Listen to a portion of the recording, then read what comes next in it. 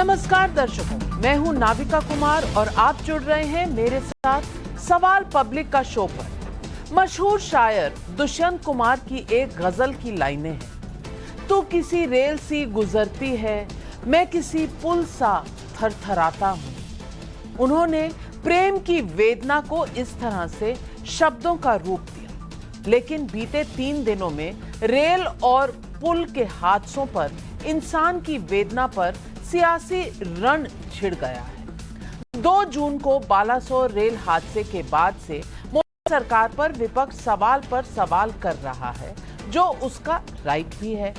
America में मौजूद राहुल गांधी ने नैतिकता का सवाल उठाकर मोदी सरकार को कटघरे में भी खड़ा कर दिया है।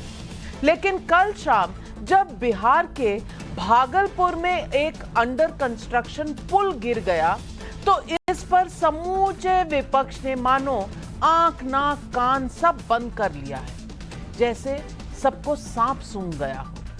नीतीश कुमार से इस्तीफा मांगना तो दूर, जवाबदेही भी नहीं पूछी जा रही है। 275 लोगों की जान लेने वाले बालासोर रेल हादसा क्यों हुआ, कौन जिम्मेदार है, किसकी चूक है, ये सवाल बहुत अहम है। इस सवाल का जवाब जल्द से जल्द मिलना चाहिए। लेकिन क्या भागलपुर में अगवानी और सतलुजगंज पुल के बीच में जो सुल्तानगंज के पुल के गिरने पर नीतीश सरकार से सवाल नहीं पूछे जाने चाहिए? जब रेल मंत्री अश्विनी वैष्णव का इस्तीफा मांगा जाता है, तो फिर बिहार में क्यों नहीं इस्तीफा होने चाहिए? दर्शकों, बिहार का निर्माणाधीन पुल 1 साल पहले भी गिरा था। बिहार विधानसभा में सवाल भी उठे थे, लेकिन बात आई गई हो गई। जो पुल गिरा वो नवंबर 2019 में बन जाना चाहिए था। 2015 में शुरू हुआ था, 2019 में खत्म होना था, लेकिन 2023 में बस पुल गंगा में बह गए।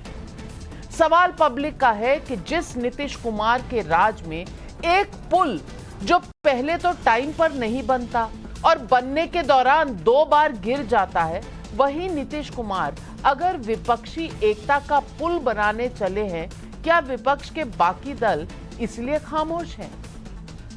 बालासोर रेल हादसे और भागलपुर पुल हादसे पर सहूलियत का चश्मा अलग अलग क्यों है? मोदी पर बवाल, नीतीश को कवच क्यों?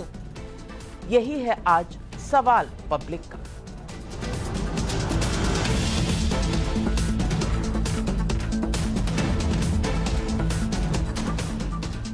बिहार के भागलपुर पुल हादसे में एक ड्यूटी गार्ड के लापता होने की खबर है, लेकिन यह हादसा किसी भी तरह से छोटा नहीं है। एक भी जान माल का नुकसान हो तो वो बहुत बड़ा नुकसान है इस देश के लिए। गंगा नदी पर यह पुल पिछले 8 साल से बन रहा था। पुल निर्माण का काम 2 मई 2015 को शुरू हुआ था। 3 किलोमीटर से लंबे इस 4 लेन पुल को नवंबर 2019 में पूरा हो जाना था, लेकिन 29 अप्रैल 2022 आंधी के कारण पिलर नंबर 4, 5 और 6 को जोड़ने वाला सुपर स्ट्रक्चर गिर गया था। आंधी के कारण आंधी आई, पुल का सुपर स्ट्रक्चर गिर गया। कल धाराशायी होने से पहले इस पुल का लगभग 70% निर्माण पूरा हुआ। हादसे के बाद मुख्यमंत्री नीतीश कुमार और डिप्टी सीएम तेजस्वी यादव का बयान ऐसा है जैसे दोनों अलग अलग सरकारों में हो और अलग अलग चीजों की बात कर रहे हो। एक दूसरे में तालमेल है ही नहीं कहीं देखने को। दोनों 2 गोलों पर रहते हैं, ऐसा अतीत होता है। जरा सुनिए इन दोनों की ये बयान। जब पहली बार ये घटना हुई थी, जब हम नेता विरोधी दल थे, तो उस समय जो सेगमेंट जो टूटा था उसको लेकर के हम सब लोग आशंका में थे, शक में थे। यानी पहले से ही हम लोग को शंका थी इसमें डिज़ाइन में फॉल्ट है। उसलिए काफ़ी स्ट्रक्चरल चीज़ें जो हैं तोड़े गए और हम लोगों का निर्णय था कि पूरी तरीके से तोड़ करके, क्योंकि कोई रिस्क नहीं लेना है, इसलिए पूरी तरीके से तोड़वा करके पुनः सिरे से हम लोग जो है कार्य को प्रारंभ करेंगे। हमने 12 में ही देखा, अब 14 से काम शुरू हुआ। अब जिसको भी दिया गया है एजेंसी, अब इतना देर क्यों हो रहा है? और एक गिर गया था तो उस समय भी हमने कहा था, 1 साल पहले की बात है।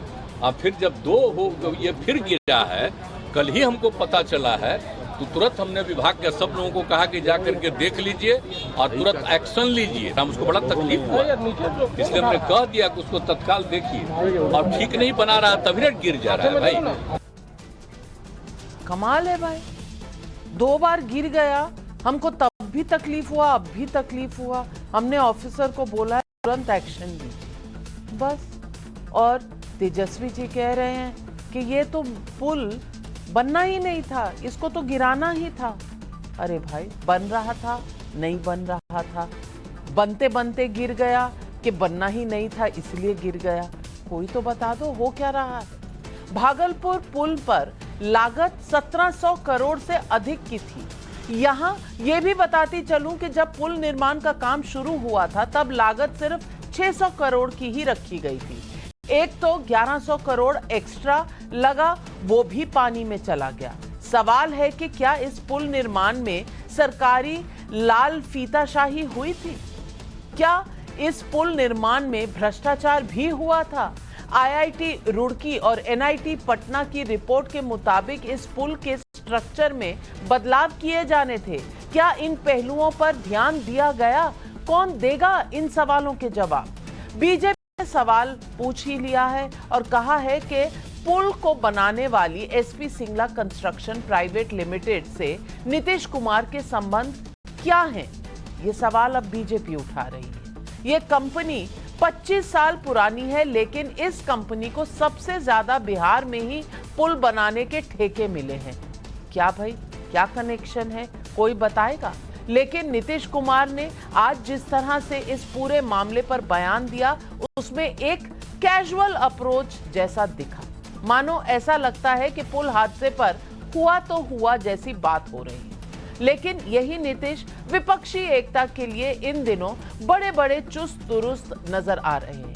12 जून को विपक्षी दलों की एक मीटिंग उन्होंने बुलाई, लेकिन कथित तौर पर 12 जून को कांग्रेस समेत विपक्ष के अन्य दलों के बड़े नेताओं की अवेलेबिलिटी नहीं होने की वजह से यह मीटिंग टाल दी गई है।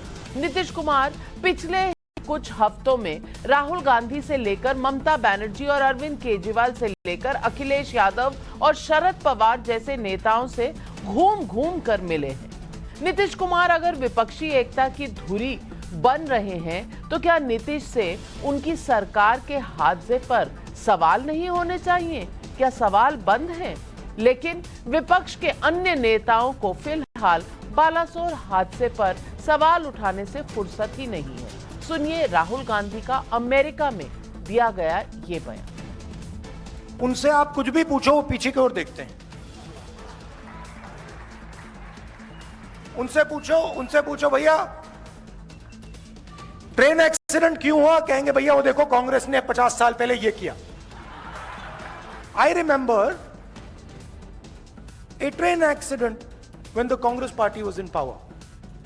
The Congress party did not get up and say, now it is the fault of the British that the train has crashed. No, the Congress minister, I remember, said, it is my responsibility the train has crashed, I'm resigning. Balasore rail हादसा 21वीं सदी के सबसे भयंकर rail हादसों में से एक है। इसके लिए जिम्मेदार लोगों को बख्शा नहीं जा सकता। लेकिन जब राहुल गांधी ये कहते हैं कि पहले रेल मंत्रियों ने हादसों पर इस्तीफे दिए हैं, तब वो इस्तीफा देने वाले लाल बहादुर शास्त्री, माधवराव सिंधिया और नीतीश कुमार के अलावा कोई और नाम क्यों नहीं याद करना चाहते? क्यों वो ये आंकड़े नहीं दिखाना चाहते और देखना भी नहीं चाहते? ममता बनर्जी जब रेल मंत्री थी तब 54 बार ट्रेनों की टक्कर हुई। 839 यानी 839 बार ट्रेनें पटरी से उतरी और 1450 मौतें भी हुई। नीतीश कुमार जब रेल मंत्री थे तब 79 बार ट्रेनें टकराई, 1000 बार ट्रेनें पटरी से उतरी और 1527 मौतें हुई। और लालू प्रसाद यादव जब रेल मंत्री थे तब 51 बार ट्रेनें टकराई, 550 बार ट्रेनें पटरी से उतरी और 1159 मौतें भी हुई। उसके उलट आंकड़ा ये भी है कि 2023-24 में रेलवे पर इंफ्रास्ट्रक्चर बजट लगभग 2.5 लाख करोड़ का है। रेलवे के 90% रूट्स पर इलेक्ट्रिफिकेशन हो चुका है, रेलवे में काम हुआ है, स्पीड, सुरक्षा, साफ सफाई ये सब बेहतर हो रहे हैं। मैं ये नहीं कहती कि ये सब कंप्लीट हो चुका है, सब बहुत अच्छा चल रहा है, लेकिन फिर भी दुर्घटना तो दुर्घटना होती है। मौत एक भी हो उसकी पीड़ा उतनी ही है। इसलिए बालासोर पर उठाए कई सवाल गलत नहीं है, लेकिन सवाल भी है कि क्या 8 साल में ठीक तरह से एक पुल नहीं बनवा पाने वाले नेता सवाल पूछने का हक रखते हैं? सुनिए पूर्व केंद्रीय मंत्री रविशंकर प्रसाद का ये बयान। नीतीश बाबू, आप विपक्षी एकता को जोड़ने में देश को घूम रहे हैं, बिहार को तो संभालिए। क्या हो गया है? सुशासन बाबू को हो क्या गया है? और ये 1700 करोड़ रुपए किसके पैसे हैं? जनता के पैसे हैं ना। ऐसे ही बिहार सरकार के पास रोना रोती है कि सब सेंटर से फंड हमको मिले, हाँ? और आपके पैसे गंगा में डूब रहे हैं। तो आपका सुशासन नहीं है, कुशासन कहते हैं इसको। तो आज पब्लिक पूछ रही है सवाल पब्लिक का नंबर 1, नीतीश कुमार विपक्षी एकता की कोशिश में लगे हैं क्या? इसलिए पुल हादसे पर राहुल और ममता जैसे नेताओं का इस वक्त डिस्काउंट चल रहा है। सवाल नंबर 2, बालासोर रेल हादसे और भागलपुर पुल हादसे पर राजनीति की संवेदना अलग अलग कैसे हो सकती है? सवाल नंबर 3, यह कौन सा मॉडल है जिसमें आंधी में पुल गिर जा रहा है? क्या इससे नीतीश जैसे नेताओं की दिल्ली की दावेदारी पर सवाल नहीं उठता? यही है आज सवाल पब्लिक का। और पब्लिक के सवालों के जवाब देने के लिए आज हमारे साथ जुड़ रहे हैं अजय आलोक, राष्ट्रीय प्रवक्ता हैं बीजेपी के, हर्षवर्धन त्रिपाठी, वरिष्ठ पत्रकार, कुछ ही समय में हमारे साथ जुड़ेंगे, उदित राज जी, कांग्रेस के सीनियर लीडर हैं, डॉक्टर मानव जायसवाल, तृणमूल कांग्रेस के प्रवक्ता हैं, मृत्युंजय तिवारी, आरजेडी के प्रवक्ता, कुछ ही समय में जुड़ेंगे, और निहोरा यादव जी, जेडीयू के लीडर भी हमारे साथ जुड़ रहे हैं। सबसे पहले तो मैं सवाल पूछना चाहती हूं डॉक्टर मानव जायसवाल से। मानव जायसवाल जी, ये कौन सा धर्म है कि नीतीश जी अगर विपक्षी पार्टियों को मिला रहे हैं तो उनसे सवाल नहीं पूछा जाएगा, लेकिन जितने सवाल होंगे वो सिर्फ मोदी से पूछे जाएंगे? बालासोर पर सवाल उठाना सही है, लाजमी है, लेकिन भागलपुर के पुल जिस तरह से गंगा में बह रहे हैं, एक बार नहीं 2 बार, उस पर भी सवाल पूछ लीजिए, उस पर भी कोई रेजिग्नेशन मांग लीजिए, क्यों? पहले तो सभी को मेरा नमस्कार है नाविका जी, और हमारी संवेदना हर वो प्रियजनों के साथ, हर वो परिवार वालों के साथ है जिन्होंने अपने प्रियजनों को खोया है इस दुर्घटना में। बालासोर में काफी लोग आहत हुए हैं। हमने अपने तरफ से जितनी भी जरूरत हुई, चाहे एम्बुलेंस हो, लगभग 122 एम्बुलेंस ने यातायात करी, हमने बसेस पहुंचाए, हमारे कार्यकर्ता पहुंचे वहां से, क्योंकि आपको पता है कि बंगाल से बालासोर ज्यादा दूर नहीं है। और जो भी हुआ है बहुत ही निंदनीय भी है और दुखद है। और जहां तक बात है जो पुलिया गिरा है, ये निश्चित रूप से बहुत ही निंदनीय है, और साथ ही साथ इसके ऊपर पूरी कार्रवाई होनी चाहिए। मैं अपेक्षा करता हूं नीतीश कुमार जी उसके ऊपर पूरी कार्रवाई करेंगे। ये कमीशन वाली जो थियरी चल गई है पूरे देश में, 40% कमीशन से लेके और कॉन्ट्रैक्चुअल जॉब से लेके उस पर कमीशन लेके, ये पूरे देश में चल रहा है। और ये दिख रहा है कि जहां जहां भाजपा का कहीं ना कहीं कुछ लिप्त है। देखिए, इतने दिन से भाजपा सरकार में थी नीतीश कुमार जी के साथ, तब प्रॉब्लम नहीं था, लेकिन अब प्रॉब्लम पे प्रॉब्लम आता जा रहा है। समझ में नहीं आ रहा है कि भाजपा क्या ये इतनी मनुष्यत आ गई है पूरे देश में। कोरोना आ गया, जीएसटी में महामारी आ गई, जीएसटी जैसी बड़ी बीमारी आ गई, नोटबंदी में इतने लोग मारे गए, आपने क्या कहा मानव जायसवाल जी?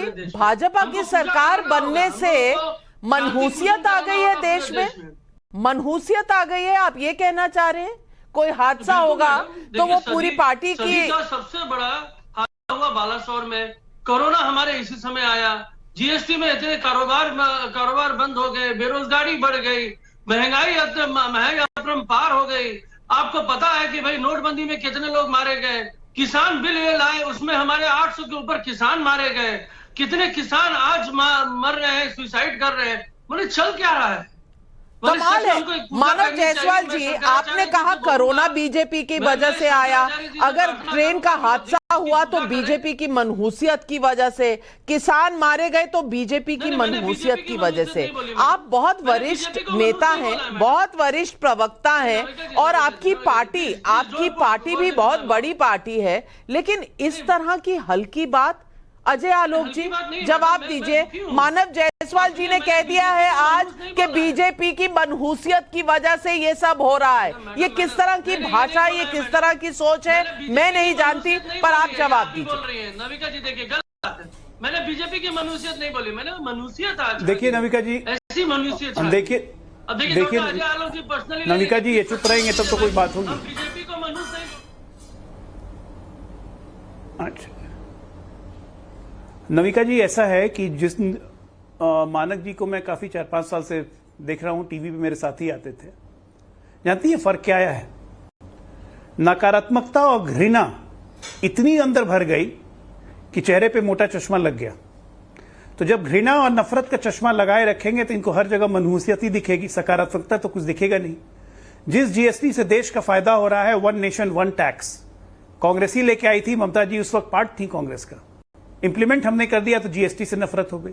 नोटबंदी से 4 करोड़ से टैक्स पेयर बेस से बढ़ के 10 करोड़ का टैक्स पेयर बेस बढ़ गया। एक डिजिटल इकोनॉमी की तरफ हम बढ़ गए, इनफॉर्मल इकोनॉमी से फॉर्मल इकोनॉमी हो रही है, 10वें से 5वें नंबर पे हम आ गए एक अर्थव्यवस्था में, उससे भी नफरत हो रही है। घृणा इतनी ज्यादा है कि सोचिए, कह रही है कि कोरोना हम लेके आए, लेकिन ये कहते हुए मुंह में दही जम गया कि कोरोना को रोकने का जितना कारगर उपाय भारत ने किया है, विश्व ने किसी ने नहीं किया। न सिर्फ अपनी 140 करोड़ लोगों को वैक्सीन दी जिसका ये विरोध करते थे कि सैफरन, याद कीजिए बंगाल का वो दिन कि ये सैफरन झंडे लगा के वैक्सीन हमें भेज रहे हैं, हम ये वैक्सीन नहीं लेंगे, ये टीएमसी के नेताओं का कहना था। और न सिर्फ अपने देश में बल्कि 137 देशों में और भी वैक्सीन भेजी मुफ्त में, जिसके कारण आज भारत का विश्व में डंका बज रहा है। ये बात नहीं कही गई। तो नकारात्मकता और घृणा अगर आपके चश्मा लगा के बैठिएगा, मानक जी तो ऐसे ही दिखेगा। इसलिए मुझे ही नहीं, पूरे देश को आप लोग से सहानुभूति हो रही है। और करप्शन की और मानव जी 40% करप्शन करके बोलिए ना, एक एक करके बोलिए मानव जी, मेरी रिक्वेस्ट है आपसे। 2000 के नोट फिर से बंद कर दिए, बड़ी उपलब्धि हो गई। 2000 के नोट में चिप था, ऐसे डेटा चलता था। देखिए बीच में बोलने की क्या आवश्यकता है? मानव जायसवाल जी जब आप बोल रहे थे कोई बीच में नहीं बोला, अब आप सबके बीच में बोलेंगे तो कैसे डिबेट होगी? अजय आलोक जी अपनी बात खत्म करें। बहुत खुश है भाजपा में जाके, उनको खुशी मिल रही है। मैं वही कह रहा हूं कि बीच में आदमी तभी बोलता है जब उसके तर्क खत्म हो जाते हैं, उसके पास कुतर्क के अलावा कुछ और बचता नहीं है। मानक जी रुकेंगे नहीं, वो बोलते ही रहेंगे। जब पश्चिम बंगाल में टीएमसी के नेताओं के यहाँ 2-2 हजार के नोट पकड़े जा रहे थे और 500 करोड़ रुपए पकड़े जा रहे थे और उस करप्शन पे कार्रवाई हुई, तो स्वाभाविक है घृणा तो होगी ही ना हम लोग से। जब भारतीय जनता पार्टी एक्ट करती है तो ये रिएक्ट करते हैं, लेकिन इनका रिएक्शन देश के खिलाफ होता है। दिक्कत यही है। अब देखिए बोलते ही रहेंगे। बालासोर का घटना हुई, सबको पूरा देश मर्माहित था, लेकिन सबसे पहले राजनीतिक बयानबाजी कहां से शुरू हुई? दीदी से। दीदी की ममता नहीं थी क्या उन लोगों के प्रति? और आज हमें दिखा रहे कि 122 एम्बुलेंस भेजा। सबसे पहले आके राजनीति करना दीदी ने शुरू किया। क्या देश में अप्रिसिएशन हुआ होगा कि हाँ दीदी बहुत अच्छा काम किया आपने? अरे आपको लाशों पर राजनीति करनी है। चक्कर है कम्युनिस्टों से आपने यही सीखा है ना। कम्युनिस्टों से आपने एक चीज सीख ली है, लाशों पर राजनीति कैसे करनी है, और वही आप कर रहे हैं। और वैसे भी चेहरे पे नफरत और घृणा का चश्मा चढ़ा हुआ है। कुछ नहीं हो सकता है, बीच में बोलते रहिए। कमेंट्री चालू रखिए। उदित राज जी, मैं आपसे सवाल पूछना चाहती हूँ। उदित राज जी, राहुल गांधी अमेरिका में है, चलिए उन्होंने बालासोर पर अपनी टिप्पणी करी, बिल्कुल लाजमी है। 275 लोग मर गए, जरूर सवाल उठने चाहिए, और उन्होंने रेजिग्नेशन भी मांग लिया रेल मंत्री का। चलिए ये भी समझ में आता है, लेकिन जब इस तरह का 1700 करोड़ का पुल गिर जाए, एक बार आंधी से पिछले साल और एक बार लगभग 70% कंप्लीट हो जाए तब। और ये तस्वीरें अगर आप देखेंगे, लोग भारत के बारे में क्या सोचेंगे कि ये 10 सेकंड में 1700 करोड़ का पूरा पुल गिरकर गंगा में बह गया। तो उदित राज जी, इस पर नीतीश भैया से कोई सवाल नहीं होना चाहिए कि आपकी सरकार है और आजकल वो पुल बना रहे हैं सारे विपक्ष को जोड़ने का, तो वो उनसे सवाल नहीं पूछा जाएगा, सवाल सिर्फ रेल मंत्री से पूछा जाएगा। क्या ये सही है?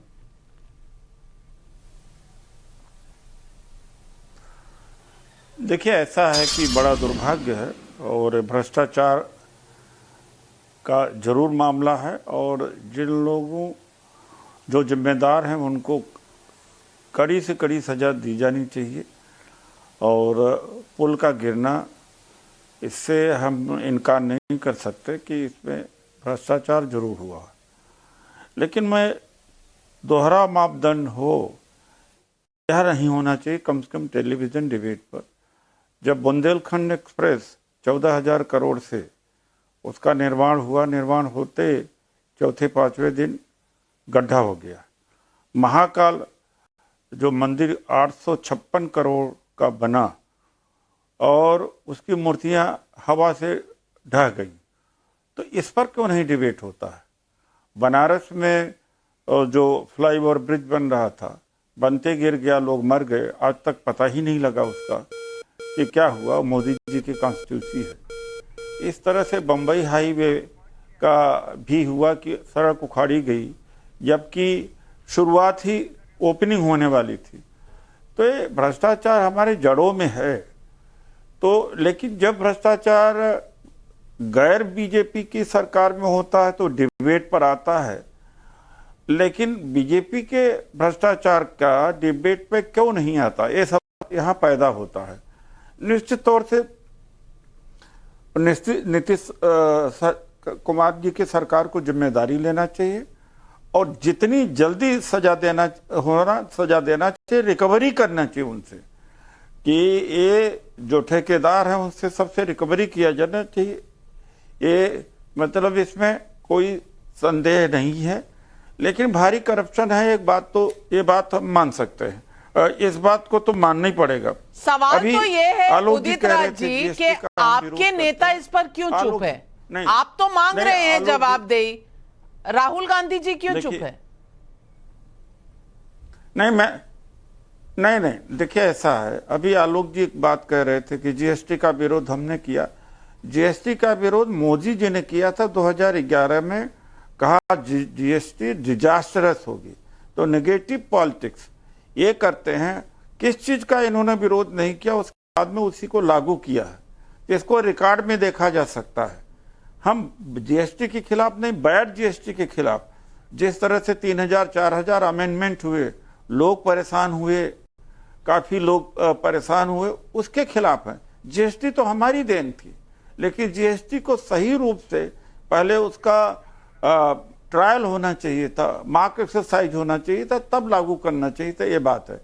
दूसरी बात है, राहुल जी हर मुद्दे पर बोले, ये जरूरी नहीं कि हर मुद्दे पर बोले। कमाल है, गोडसे पर बोलना याद रहता है, लेकिन यहाँ पुल गिर गया 1700 करोड़ का, वो याद नहीं रहता। खैर, उनकी मर्जी। निहोरा यादव जी जेडीयू के लीडर हमारे साथ। यादव जी, मेरा सवाल आपसे सिर्फ इतना है कि जो पुल 2019 में बनना था, पहले तो 2023, 8 साल में वो बना तो नहीं। पिछली बार 3 पिलर के ऊपर का सुपर स्ट्रक्चर गिर गया, इस बार तो पूरा का पूरा पुल ही गिर के बह गया। अब बताइए, नीतीश जी कह रहे हैं कि अरे हमने अफसरों को बोला है जाके देखो और कुछ करो। पिछले साल भी हमने पूछा था कि कुछ करो, तो वो नीतीश कुमार जी मुख्यमंत्री हैं, सिर्फ इतना ही कहते हैं कि जाओ भाई देखो, गलत हुआ है, कुछ करो, दुख हो रहा है हमें। अरे दुख तो हो रहा है। उधर तेजस्वी यादव जी कह रहे हैं, वो कह रहे हैं कि भाई ये तो पुल सही से बना ही नहीं था, इसको तो हमें तोड़ना ही था। अब कौन क्या बोल रहा है, आप बताएंगे देश की जनता को कि ये 1700 करोड़ में ये कौन सा फुटबॉल चल रहा है?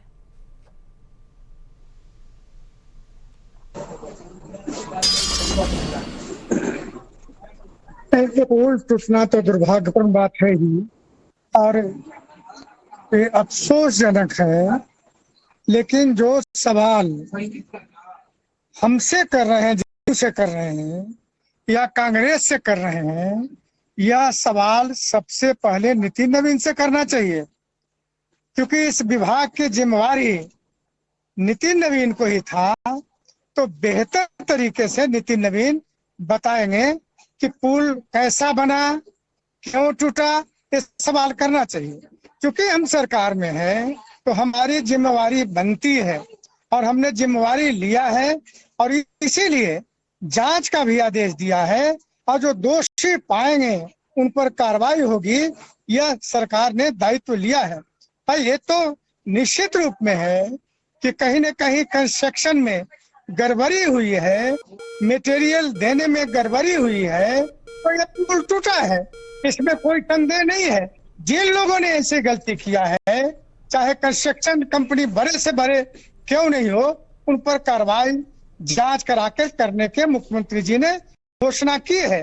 इसलिए ऐसा नहीं है कि पुल टूटा तो सरकार की जिम्मेवारी नहीं है या सरकार अफसोस नहीं कर रही है, कर रही है, लेकिन उन कारणों का भी तो जानकारी आवश्यक है। तो मान रहे हैं हर्षवर्धन त्रिपाठी जी, यादव जी मान रहे हैं कि इसमें जो सामान इस्तेमाल हुआ वो भी खराब था, जो भ्रष्टाचार है वो भी हुआ है, लेकिन एक बार पुल पिछले साल गिरा था तब भी किसी ने कुछ किया नहीं उसके बारे में। एक बार पुल अब गिर के बह गया, 1700 करोड़ का खून हो गया, अब भी कह रहे हैं कि कुछ ना कुछ तो पता करना पड़ेगा। हर्षवर्धन त्रिपाठी जी, अब बालासोर पे जो हुआ वो सवाल पूछना सबका हक है, लेकिन यहाँ भागलपुर में जो हुआ इस पर सवाल क्यों नहीं आ रहे? मुद्दा सिर्फ आज ये है। देखिए नविका जी, मैं कह रहा हूं ना, कोई भी दुर्घटना जब होती है, चाहे वो पुल टूट जाए या कहीं सड़क धंस जाए या किसी भी तरह का निर्माण कार्य सरकार करा रही है और उसके बाद उसमें कुछ गड़बड़ हो, तो सरकार कैसे उस पर प्रतिक्रिया देती है ये महत्वपूर्ण हो जाता है। और अच्छा लगा डॉक्टर उदित राज जी ने कहा बुंदेलखंड एक्सप्रेसवे बना, उसके 3 दिन में धंस गया और धंसने के 3 घंटे में वो ठीक हो गया, क्योंकि वो एक जगह गड़बड़ी थी, पूरे रास्ते में गड़बड़ नहीं थी। एक जगह कहीं मिट्टी नीचे से हुआ, बारिश का पानी गया और वो धंस गया। लेकिन यहां पर, और न तो योगी आदित्यनाथ ने कहा कि पूरी सड़क गड़बड़ थी, हम देख रहे हैं, हम जानते हैं, न किसी पीडब्ल्यूडी के मिनिस्टर ने कहा, लेकिन यहां क्या हुआ, संवेदनहीन तरीके से, शर्म तो चेहरे पर थी नहीं। मुझे लगता है कि बिहार की मजबूरी का इतना मजाक कोई नेता उड़ा सकता है, यह तो लालू जी ने भी नहीं किया। लालू जी भी कम से कम बिहार की जनता की मजबूरी का मजाक नहीं उड़ाते। नीतीश कुमार तो बिहार के लोगों की बर्बादी का, उनकी बेबसी का मजाक बना रहे हैं।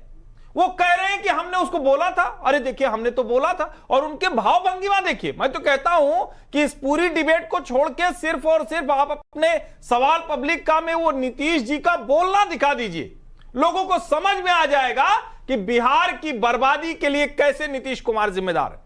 और तेजस्वी यादव उप मुख्यमंत्री हैं, कह रहे हैं कि भाई पुल तो गड़बड़ था ही, हम तोड़ने वाले थे।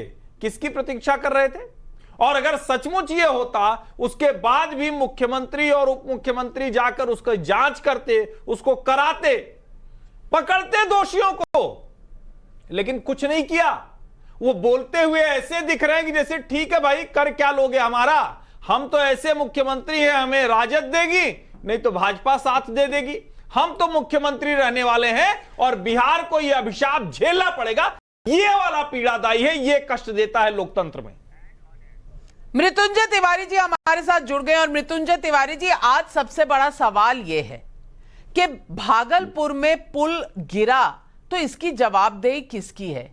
किसकी बात माने? नीतीश कुमार जी की, जिन्होंने कहा पिछले साल भी गिरा था, हमने तब भी जांच के आदेश दिए थे, इस साल भी गिर गया, हम अब भी जांच के आदेश दे रहे हैं। या हम तेजस्वी जी की बात सुने, जिन्होंने कहा ये तो खराब बना ही था, हम तो इसको पूरी तरह से गिरा के दोबारा बनवाने वाले थे। अरे भाई, तो किसके इंतजार में थे? मृत्युंजय तिवारी जी, आज जनता को जवाब दे दीजिए। बालासोर पर जितने सवाल आपको पूछने जरूर पूछिए, लेकिन भागलपुर पर भी एक जवाब दे दीजिए। देखिए नाविका जी, हम स्पष्ट रूप से ये बता रहे हैं कि ये जो पुल, निर्माणाधीन पुल था, सुल्तानगंज से खगड़िया को जोड़ने वाला अगवानी पुल, इसको लेकर के इसके पहले भी जब भारतीय जनता पार्टी शासन में थी तो ये पुल के कुछ हिस्से हवा में गिर गए थे। इसके बाद जब तेजस्वी यादव जी ने सरकार में आकर के इस विभाग को संभाला, उन्होंने एक एक चीज की जांच शुरू की और आखिर कहां गड़बड़ी हुई थी, ये सारे चीजों की जांच चल रही थी। और रुड़की से इंजीनियर को बुलाया गया था जांच के लिए कि इसमें आखिर क्यों गड़बड़ी हो रही है। अभी विधानसभा में जेडीयू के माननीय विधायक, कांग्रेस के माननीय विधायक ने सवाल खड़े किए थे कि उसमें दरार है। तेजस्वी जी ने सदन में आश्वस्त किया था कि इसकी जांच हो रही है। आखिर भारतीय जनता पार्टी के पास ये विभाग सब दिन रहा है, पिछले 5 वर्षों से था। बीजेपी, अभी तो 8-9 महीने हुए तेजस्वी जी को आने से। कल तेजस्वी यादव जी ने एक एक चीजों की जानकारी दी है। अब इसमें अगर भ्रष्टाचार हुआ है और अगर जो कंपनी को दिया गया उसमें कोई गड़बड़ी जो हुई है, इस तरह का मामला आया है, उनको ब्लैक लिस्टेड किया जाएगा, उनके ऊपर कठोर कार्रवाई की जाएगी, उनसे जुर्माना वसूला जाएगा।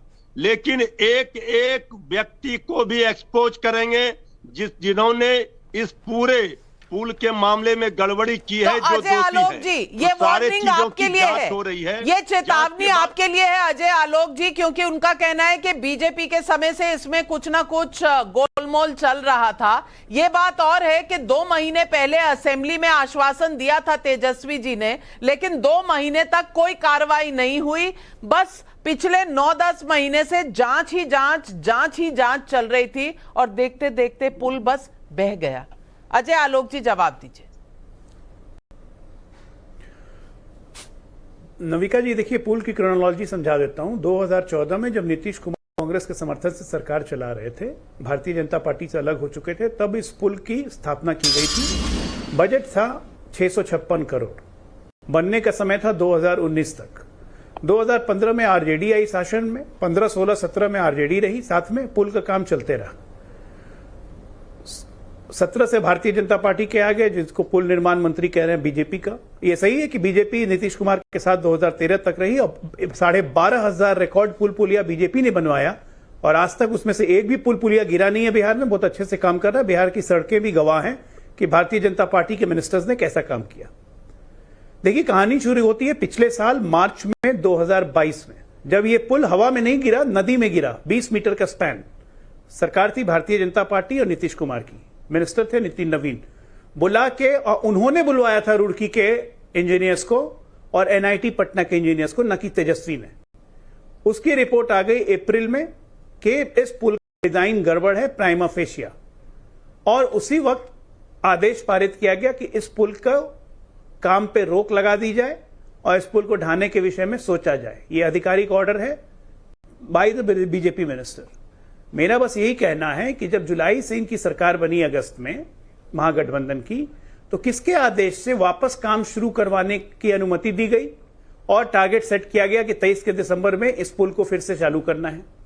जब वो उसकी प्राइमरी कंस्ट्रक्शन डिजाइन गलत थी तो फिर काम करने का आदेश कैसे दिया गया?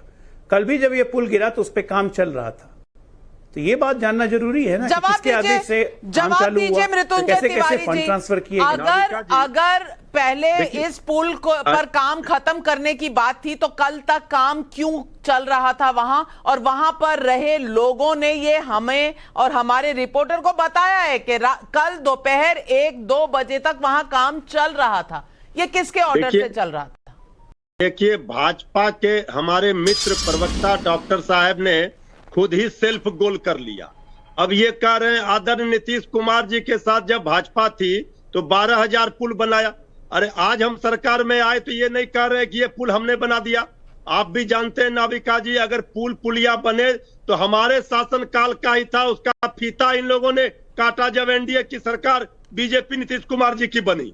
और जो इन लोगों ने पुल बनाया बीजेपी के शासन काल में, उसका हाल देख लीजिए। कोई गंगा में बह रहा है, छपरा में, गोपालगंज में, आज ये सुल्तानगंज का पुल, ये सारे पुल का जो ये दुर्दशा है, इसमें बड़े पैमाने पर भाजपा के द्वारा भ्रष्टाचार किया गया है और उसी का पोल खुल रहा है। ये कह रहे हैं 5 वर्षों तक बीजेपी के नेता इस विभाग में झाल बजा रहे थे, क्या कर रहे थे, क्यों नहीं किया? ये तो तेजस्वी यादव जी ने रुड़की के इंजीनियर को बुलाया, उनका जांच रिपोर्ट लिया, उन्होंने आशंका व्यक्त की, 5 पाया को तोड़ा गया पूरी तौर पर। इसके बाद भी तेजस्वी यादव जी ने कहा कि हम पूरे पुल को ध्वस्त करके नए पुल का निर्माण करेंगे, क्योंकि उनको आशंका थी कि बीजेपी के नेताओं ने भ्रष्टाचार किया है। तिवारी जी, तेजस्वी जी अगर पुल पर काम बंद करवाना चाहते थे तो कल काम कैसे चल रहा था? गोलमोल जवाब मत दीजिए, सीधे इस बात का जवाब दीजिए, वहां काम क्यों चल रहा था? अमेरिका के वहां से इंजीनियर आ रहे थे, उनको जांच करना था, पूरे चीजों को देखना था। देखिए, अगर बीजेपी इस पुल पर सवाल खड़े कर रही है तो हम गुजरात के मोरबी पुल पर सवाल खड़े करेंगे।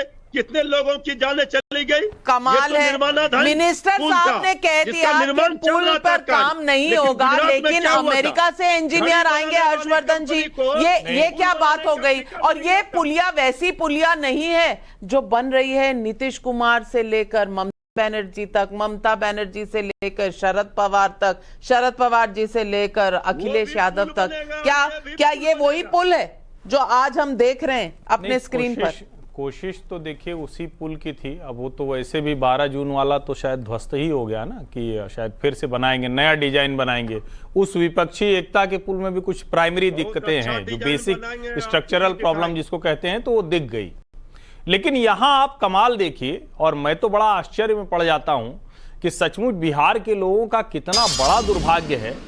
राष्ट्रीय जनता दल के प्रवक्ता कह रहे हैं कि हम मोरबी पर सवाल उठाएंगे। अरे इन्हीं टीवी चैनलों पर मोरबी के पुल पर कोई कसर बाकी नहीं छोड़ी थी, हम लोगों ने कोई कसर नहीं छोड़ी थी। लेकिन सवाल यहां यह है कि क्या इस तरह से उस राज्य के मुख्यमंत्री भूपेंद्र पटेल वहां पहुंच गए थे? जो भारतीय जनता पार्टी का पूर्व विधायक था, वो नदी में छलांग लगा देता है। क्या कर रहे हैं वहां मुख्यमंत्री और उप मुख्यमंत्री? वो कह कि भाई हम तो गिराने वाले थे। दरअसल ये जिसको कहते हैं ना कि जैसे चलता है वैसे चलने दो, ये जो मानसिकता है, जिस मानसिकता ने देश का बेड़ा गर्क किया, बिहार को बीमारू पिछड़े राज्य में रख दिया, उस मानसिकता की वजह से ये पुल गिरा है। और पुल गिरने में भ्रष्टाचार के उदाहरण हो सकते हैं, लेकिन उससे भी खतरनाक मुख्यमंत्री नीतीश कुमार की लापरवाही, अनदेखी। और हमें क्या, ये वाला जो अंदाज है ना, कोई भी होगा मुख्यमंत्री तो हम रहेंगे, ये वाला जो अंदाज है, ये ज्यादा खतरनाक। मानव जायसवाल जी, अब मैं आपसे पूछना चाहती हूं, आपने पूरी बात सुनी कि यहां पर इंजीनियर बुलाए गए, कहा गया पुल खराब है, पुल में डिजाइन की प्रॉब्लम है, एक बार पुल पहले गिर चुका था, उसके बाद भी तेजस्वी जी, जैसा मृत्युंजय जी बता रहे हैं, तेजस्वी जी चाहते थे कि इसको बंद कर दिया जाए, लेकिन पुल पर काम जारी रहा, कल दोपहर तक जारी रहा। और ये सवाल आप भी नहीं पूछ रहे, कांग्रेस भी नहीं पूछ रही कि भाई काम जारी कैसे था, और अगर इस पुल को शुरू कर दिया होता, गाड़ियां होते, लोग चल रहे होते, तब क्या होता? ये सवाल कोई नहीं पूछ रहा। काम नहीं चल रहा था, काम चलता तो मजदूर रहते वहां काम करते। नाविका जी, जहां तक हमारे पास जो खबर है, वहां काम नहीं चल रहा था, वहां मुआयना किया जा रहा था। वहां पे इंजीनियर आ रहे थे, उनके लिए टेक्निकली जो स्पेसिफिकेशन होती है, जहां पे उसको सजाना होता है, जो कार्य काम करते हैं, वो बहुत सारी चीजों का संगठन करते हैं, जो इंजीनियर्स आके देखते हैं। बहरहाल हमारी जो बात खत्म नहीं हुई है। अब देखिए बालासोर क्या हुआ था। बालासोर में क्या है, 4 महीने पहले सीएजी का रिपोर्ट है कि भैया ट्रैक हमारी जो है कमजोर है, यहाँ पे हमारी बहुत सारी प्रॉब्लम चल रही है। हमारे यहाँ सिग्नलिंग से लेके, ट्रैक से लेके, जो अगर हम लोग एंटी कोलिजन का डिवाइस अगर एप्लीकेबल करेंगे तो बहुत सारी चीजों पे संज्ञान लिया जाएगा। कोरोमंडल एक्सप्रेस एक आंख खोला है, देश का आंख खुला है इसमें। लेकिन ये जो 40% कमीशन जो है वो कर्नाटक तक सीमित नहीं है। आप कॉन्ट्रैक्चुअल लेबर्स को लेके आ रहे हैं। और यहाँ सुनिए, ये जो दिख रहा है, यहाँ सिर्फ एक चीज कांस्टेंट है। जितने भी प्रवक्ता हैं, जितने भी बीजेपी के नेता हैं, जितने भी बीजेपी के मंत्री हैं, वो सिर्फ एक इंसान को खुश करने में लगे। ये सिद्ध हो गया है कि भाई मोदी जी खुश रहेंगे तो हमारी गद्दी बची रहेगी, हम प्रवक्ता बने रहेंगे, हम हर तरीके से सुरक्षित रहेंगे, क्योंकि उनको अपनी सुरक्षा ही दिख रही है। वो मोदी जी को अपनी सुरक्षा कवच बना के बैठे हैं।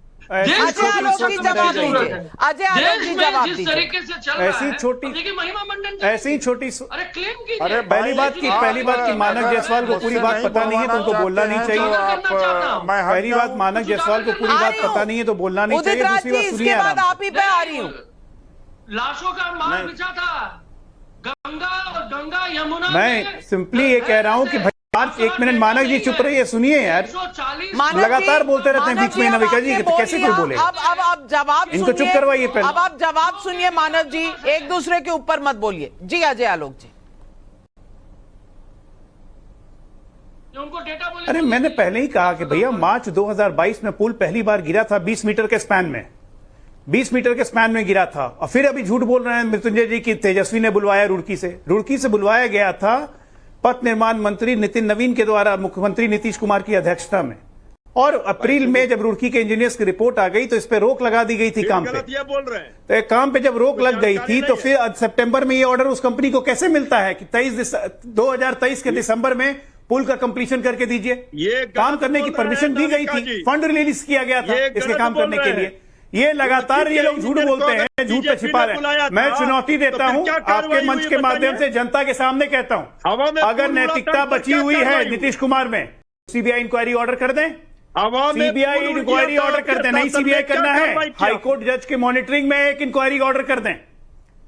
आज जेडीयू के विधायक ने डॉक्टर संजीव ने साफ साफ कहा कि प्रत्यय अमृत जो अपर मुख्य सचिव हैं उनको इस इंक्वायरी से बाहर रखा जाए क्योंकि वो जिम्मेदार है पुल गिरने के।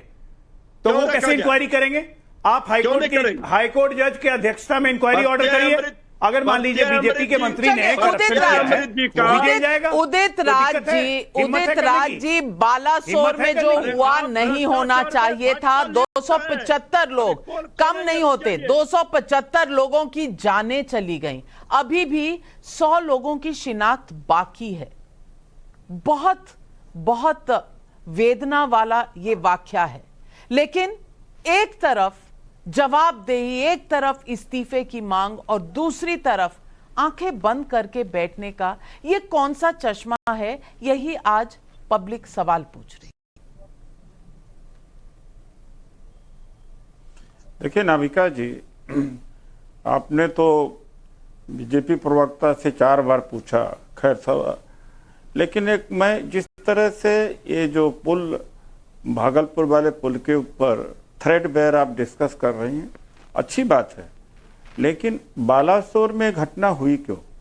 जहां 10 ट्रैकमैन हैं वहां 3 रह गए हैं। 12-12 घंटे स्टेशन मास्टर काम कर रहे हैं। 3,11,000 की वैकेंसी खाली पड़ी हुई है। तो बालासोर की घटना हो गई, ये बहुत दर्दनाक, हृदय विदारक। लेकिन कारण क्या है उसके ऊपर वहां चर्चा नहीं हो रही है। एक बात है। दूसरी बात है, रेलवे स्टेशन से लेकर जितना ट्रेनें हैं सबकी हरी झंडी मोदी जी दिखा रहे हैं। अभी आपने कहा कि मोरबी की चर्चा क्यों हो रही है, तो मोरबी की भी चर्चा आएगी, क्यों नहीं चर्चा मोरबी की आएगी। और जब भारतीय जनता पार्टी के मिनिस्टर रहे इस डिपार्टमेंट में तो उनकी नोटिंग होनी चाहिए था। उन्होंने कौन सा नोट किया है? फाइल में नोटिंग छोड़ के आया। मैं भी अधिकारी रहा, मिनिस्टर रहा, कि ये मतलब वायबल नहीं है और इसमें ये नहीं होना चाहिए। तो उन्होंने भी कौन सा अपना कर्तव्य निभाया है? तो आप यह बात छोड़ दीजिए, क्योंकि ये जिस तरह से बहस किया जा रहा है कि केवल एक सरकार का ही दोष है, बाकी जगहों पे नहीं। अभी मेरे सवालों का जवाब नविका जी, आलोक जी ने दिया नहीं। 856 करोड़ का जो वो महाकाल बना, वो हवा से मूर्तियां टूट गई, उसके ऊपर कितना चर्चा हुआ? भ्रष्टाचार, इंक्वायरी बैठना, इंजीनियर को जवाब दीजिए अजय आलोक जी। उसकी चर्चा नहीं हुई। उदित राज जी ने सवाल उठाया है, जवाब उसकी भी तो चर्चा होनी चाहिए, एक जगह डिबेट नहीं। प्रधानमंत्री जी ने उद्घाटन। उदित राज जी को पता नहीं, एक मिनट, उदित राज जी को पता नहीं होगा, लेकिन 3 दिनों से टाइम्स नाउ नवभारत पर दिन में कम से कम लगभग 8-8, 10-10 डिबेट हुई है बालासोर पे। तो आप नहीं थे, कोई बात नहीं, लेकिन चैनल देखते रहा करिए। ये चैनल हर मुद्दे पर डिबेट करता है। कम से कम इल्जाम मत लगाइए बिना चैनल देखे। लेकिन अजय आलोक जी, जो उदित राज जी ने सवाल उठाए हैं, उनका जवाब दीजिए। मैं दोनों का जवाब देता हूं नविका जी। उदित राज जी सही में लगता है टीवी बीच में नहीं देखते हैं। बालासोर की घटना पे रेलवे बोर्ड की सदस्य जया वर्मा ने बकायदा प्रेस कॉन्फ्रेंस कर सारी जानकारी दी कि किस कारण से यह हादसा हुआ। इलेक्ट्रॉनिक लॉकिंग सिस्टम, लेकिन इलेक्ट्रॉनिक लॉकिंग सिस्टम की चूंकि अथॉरिटी कुछ ही लोग के पास रहती है, तो ये किसके द्वारा यूज की गई, मिसयूज की गई, क्या कहानी है, इन सब को जानने के कारण कोई ठोस एविडेंस नहीं है। इसलिए सीबीआई जांच सौंपने का फैसला किया गया कि दूध का दूध पानी का पानी होगा, कि कौन लापरवाह है, ताकि उनको दोष, उनकी जिम्मेदारी तय की जा सके और उन्हें सजा दी जा सके। छोड़ा नहीं, जिम्मेदारी तय करना मतलब सजा देना है, क्योंकि बालासोर की घटना हम सब के लिए हृदय विदारक है। आपने बात की उज्जैन महाकाल के कॉरिडोर की, तो उज्जैन महाकाल के कॉरिडोर की जो मूर्तियां टूटी, तो मैं आपको यह भी बता दूं कि चूंकि आप टीवी नहीं देखते हैं, तो इसलिए आपको जानकारी रखना जरूरी है। 3 घंटे के अंदर लोकायुक्त के निर्देश के अनुसार डीएम के अध्यक्षता में बिल्कुल एक कमेटी बना के जांच की जा रही है कि किन परिस्थितियों में मूर्ति टूटी।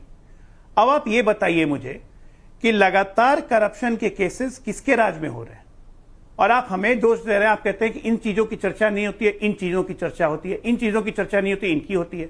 नीतीश कुमार जी के राज में एक नीतीश स्कूल ऑफ इकोनॉमिक्स जो है, वो आप समझिए और उस पर अपनी प्रतिक्रिया दीजिए। ये नीतीश स्कूल ऑफ इकोनॉमिक्स है कि चीजों को बार बार बनाओ, काम को लंबा करो, बजट बढ़ाओ, स्वाभाविक है प्रॉफिट ज्यादा मिलेगा ना, और पैसे की जरूरत है। लेकिन इस वक्त जो सवाल सबने उठाया कि काम नहीं चल रहा था ब्रिज पर, मैं आपको अपने रिपोर्टर की एक रिपोर्ट दे रही हूं, जो कल भागलपुर में जहां ये पुल का हादसा हुआ, वहीं पर काम करते हुए मजदूरों से ली गई थी। ये साउंड बाइट जरूर सुनिए। मेरे पीछे सैकड़ों लोग खड़े हैं। जयप्रकाश यादव जी हैं, ये जिला परिषद के सदस्य हैं, एक जिम्मेदार नागरिक हैं। जयप्रकाश जी, इस पुल के लिए कब तक काम चल रहा था? मैं आपके चैनल का आज अगवानी गंगा घाट पर स्वागत करता हूं और दुख व्यक्त कर रहा हूं कि ये खगड़िया जिला ही नहीं, बिहार का जो लाइफ लाइन का एक खाका खींचा गया था, जिस पर उत्तर बिहार और दक्षिण बिहार के लोगों ने एक सपना देखा था, वो आज सपना चकनाचूर हो गया। कल कितने बजे तक इस पुल पर काम हुआ है? कल दिन के 1 बजे तक इस पुल पर काम हुआ है। तेजस्वी तो कह रहे हैं कि इसको तोड़ने का प्लानिंग था, काम बंद था। आप मतलब झूठ कह रहे हैं क्या? तेजस्वी जी पटना में है, इसका प्रोजेक्ट डायरेक्टर आलोक झा और उसके मजदूर यहाँ है। इनका जो बही खाता है, सतही जांच यदि कल बही खाता का हो जाए तो दूध का दूध और पानी का पानी स्पष्ट हो जाएगा। मृत्युंजय जी, जवाब दीजिए।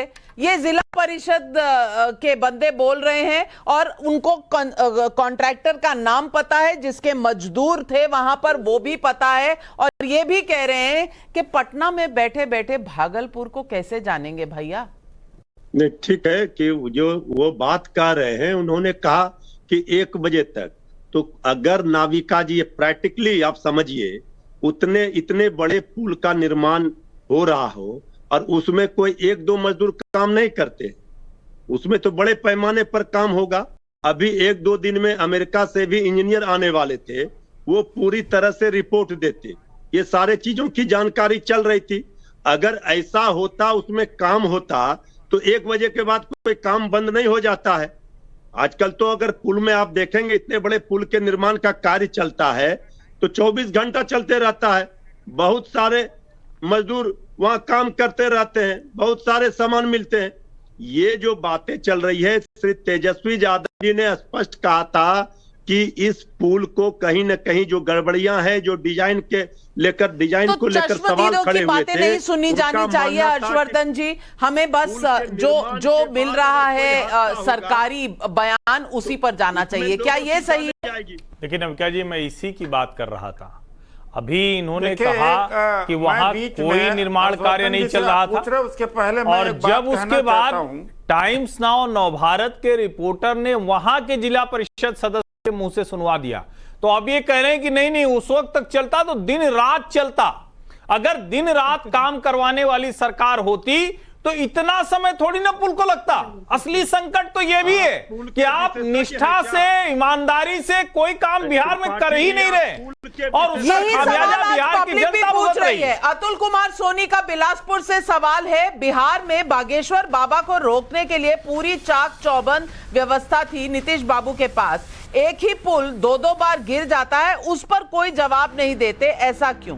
संजय मिश्रा भदोही से पूछ रहे हैं, देश तो ये भी जानता है कि चीन से युद्ध हारने के बाद तब के प्रधानमंत्री ने इस्तीफा देने की तो बात छोड़िए, चीन द्वारा कब्जा किया गए जमीन को ही बंजर भूमि बता दिया था। आज बालासोर पर कांग्रेस किस मुंह से इस्तीफा की बात कर रही है, ये भी पब्लिक पूछ रही है। सुदीप कुमार पटना से कह रहे हैं, तेजस्वी यादव कह रहे हैं कि पुल को पूरी तरह से ध्वस्त करके दोबारा बनाने का प्लान था। अगर यही सच है तो कल जो पुल गिरा वो क्या सरकार की देख रेख में गिराया गया था? निखिल कुमार लखनऊ से पूछ रहे हैं, पश्चिम बंगाल में तो कभी बीजेपी नहीं रही, वहां हर त्योहार में दंगे होते हैं, चुनाव के बाद दंगे, महिलाओं के साथ रेप होते हैं, इस तरह के स्कैम्स हो रहे हैं, वहां पर किसकी मनहूसियत है ये? देव कुमार तिवारी का लखनऊ से ही सवाल है, क्या नीतीश कुमार भागलपुर पुल हादसे की सीबीआई जांच की सिफारिश कर सकते हैं? ये तमाम सवाल आज पब्लिक पूछ रही है। मैं आज इस मुद्दे पर इतना ही कहना चाहती हूं दर्शकों, कहीं पर किसी की भी जान जाती है तो वो इस देश के एक हिंदुस्तानी नागरिक की जान जाती है। पैसा बहता है तो वो हम जैसे टैक्स पे करने वालों का पैसा बहता है, हम आम आदमियों का पैसा बहता है। तो जवाबदेही अगर एक तरफ मांगी जाए तो दूसरी तरफ पर चुप्पी क्यों? क्या नीतीश कुमार को उतने ही जवाब नहीं देने चाहिए जितने आज पब्लिक पूछ रही है? यही है आज सवाल पब्लिक का। आज बस इतना ही लेती हूं आपसे इजाजत। नमस्कार। पर